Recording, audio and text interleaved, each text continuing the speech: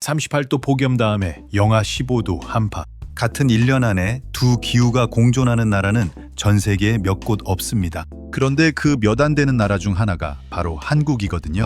여름엔 동남아 관광객들이 숨이 막힌다고 하고 겨울엔 북유럽 사람들이 더 춥다고 손사래를 칩니다. 최근에는 일본 현지 매체에서도 한국의 폭염 대비 시설을 따라 도입하는 사례까지 나오면서 한국 날씨가 다시 한번 화제가 되고 있는데요. 오늘은 한국의 사계절이 왜 세계적으로도 극단적인 수준인지, 그리고 그 안에 숨어있는 의외의 사실들을 짚어보겠습니다. 끝까지 보시면 우리가 그냥 당연하게 견뎌온 날씨가 사실은 꽤 특별한 환경이었다는 걸 알게 되실 거예요. 먼저 올여름 이야기부터 해볼게요. 기상청이 최근 발표한 전망에 따르면 올해 6월부터 8월까지 평균 기온이 평년보다 높을 확률이 6월과 7월은 60%, 8월은 50%로 나왔습니다. 이게 왜 중요하냐면요. 북인도양과 북태평양의 해수면 온도가 평년보다 높은 상태가 계속 이어지고 있다는 게 핵심 원인이거든요. 쉽게 말해 바다부터 뜨거워지고 있다는 거죠.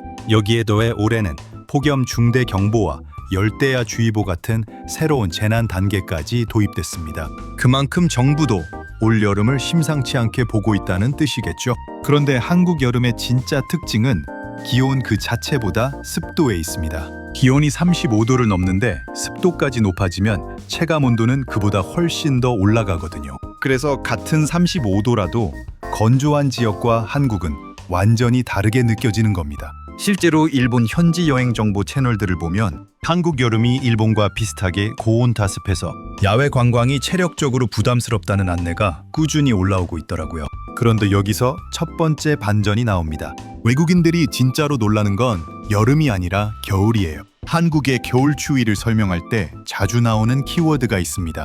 바로 시베리아 고기압이거든요.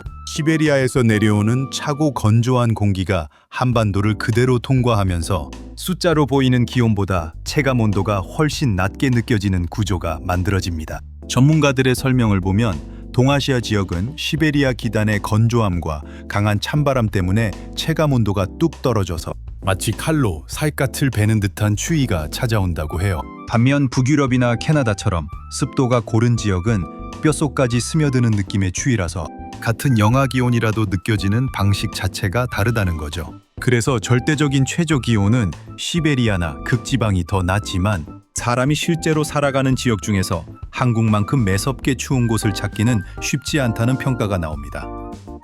북유럽이나 캐나다와 비교해도 한국 겨울의 혹독함이 결코 뒤지지 않는다는 분석이 있을 정도거든요. 생각해보면 참 신기하지 않나요? 여름에는 동남아 사람들이 놀라고 겨울에는 북유럽 사람들이 놀란다는 거잖아요. 그런데 여기서 두 번째 반전이 있습니다. 사실 한국보다 여름이 더 덥고 겨울이 더 추운 나라는 분명히 존재해요. 그런데도 한국 날씨가 유독 화제가 되는 이유는 바로 변화의 폭과 속도 때문입니다. 봄에는 벚꽃을 구경하다가 몇 주만 지나면 반팔을 입어요. 또 몇 달 지나면 에어컨 없이는 못 버티는 폭염이 찾아오고요. 그러다 다시 두꺼운 패딩을 꺼내 입게 되죠.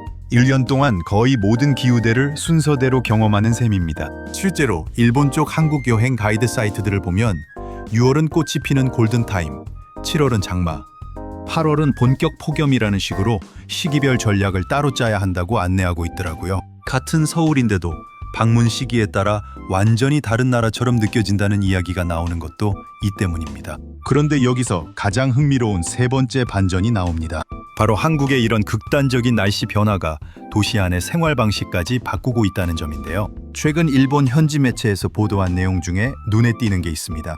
도쿄 지오다구가 폭염 대책으로 그늘막 설치 실증 실험을 시작했다는 소식인데요. 이 그늘막이라는 게 사실 한국에서는 이미 오래전부터 신호 대기 구간에 설치되어 온 익숙한 시설이거든요. 보도에 따르면 한국에서 이 시설이 처음 도입된 이유는 여름철 폭염 속에서 신호를 기다리던 고령자들이 더위를 참지 못하고 무단횡단을 하다 사고가 늘었기 때문이라고 해요. 그러니까 단순한 편의 시설이 아니라 극단적인 여름 더위가 만들어낸 일종의 생존 대책이었던 셈이죠. 이걸 일본이 최근 벤치마킹하고 있다는 게 흥미로운 지점입니다. 다만 태풍이 자주 지나가는 일본 기후 특성상 그대로 적용하기는 쉽지 않을 거라는 분석도 함께 나오고 있어요. 결국 한국이 극단적인 날씨를 버티기 위해 만들어온 노하우가 이제는 비슷한 고온 환경을 겪는 다른 나라에서도 참고할 만한 사례가 되고 있다는 거예요. 이건 한국인 입장에서 보면 꽤 흥미로운 포인트이기도 합니다. 우리가 매년 당연하게 견뎌온 폭염과 한파가 알고 보면 도시 설계나 재난 대응 시스템을 더 정교하게 다듬는 자산이 되고 있었다는 거니까요. 올해 들어 기상청이 폭염 중대경보 같은 새로운 경보 체계를 도입한 것도 같은 흐름이라고 볼 수 있어요. 기존 폭염특보보다 더 세분화된 단계로 대응하겠다는 거죠. 이런 시스템은 비슷한 기후변화를 겪는 다른 나라들이 앞으로 참고할 만한 모델이 될 가능성이 높습니다. 이번엔 겨울 쪽 최신 전망도 짚어볼게요. 기상청이 발표한 이번 겨울 전망에 따르면 12월과 1월은 평년과 비슷하고 2월은 평년보다 높을 가능성이 있다고 해요. 그런데 여기서 중요한 건 평균이 아니라 변동성입니다. 원래에서 기온 변동 폭이 크겠다는 게 기상청의 공식 설명이거든요. 실제로 직전 겨울이었던 2024년부터 2025년 겨울을 보면 평균 기온 자체는 평년과 비슷했지만 2월에 일주일 이상 지속된 추위가 2차례나 발생했습니다. 봄이 온다는 절기인 입춘 무렵과 우수 무렵에 각각 강추위가 찾아왔다는 게 기상청 분석이에요. 그러니까 평균만 보면 평범해 보여도 실제로 살아보면 따뜻한 날과 매서운 날이 롤러코스터처럼 오간다는 뜻이죠. 이게 바로 외국인들이 한국 겨울을 예측하기 어렵다고 말하는 이유이기도 합니다. 기온은 평년 수준이라고 들었는데 막상 와보니 일주일 내내 한파였다는 경험을 하게 되는 거예요.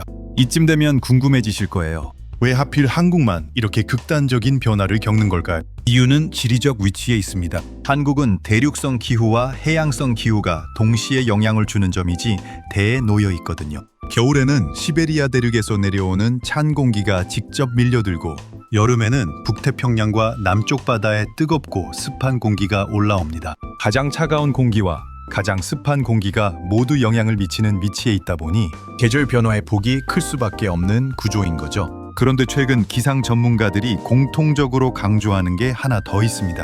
바로 이 변동성 자체가 점점 더 커지고 있다는 점이에요.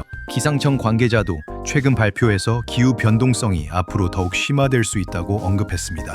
지난 겨울에도 1월의 이상 고온과 늦겨울 강추위가 한 해 안에 동시에 나타났다는 게 그 근거고요. 많은 분들이 요즘 들어 봄과 가을이 짧아졌다고 느끼시는 것도 이런 흐름과 무관하지 않을 거예요. 여름은 점점 길어지고 겨울은 변동성이 커지면서 상대적으로 봄, 가을이 짧게 지나가는 느낌을 받게 되는 거죠. 결국 한국의 사계절은 단순히 날씨 이야기로 끝나지 않습니다. 이 극단적인 환경이 도시의 재난 대응 체계를 바꾸고 폭염 대비 시설을 만들고 심지어 다른 나라가 참고하는 사례까지 만들어내고 있으니까요. 외국인들이 한국에 와서 놀라는 이유도 결국 여기에 있는 것 같습니다. 한 나라 안에서 동남아 수준의 여름과 시베리아급 겨울을 동시에 경험할 수 있는 곳이 흔치 않으니까요. 여러분은 어떠셨나요? 올해 여름과 지난 겨울 중에 어느 쪽이 더 버티기 힘드셨나요? 그리고 최근 들어 정말 봄과 가을이 짧아졌다고 체감하시나요? 댓글로 여러분이 사는 지역의 최고 더위와 최강 추위를 함께 남겨주시면 다음 영상에서 비교해 보겠습니다. 영상이 도움이 되셨다면 좋아요와 구독 부탁드릴게요. 다음 영상에서는 한국의 폭염 대비 시설들을 외국에서 어떻게 따라하고 있는지 더 자세한 이야기로 찾아오겠습니다.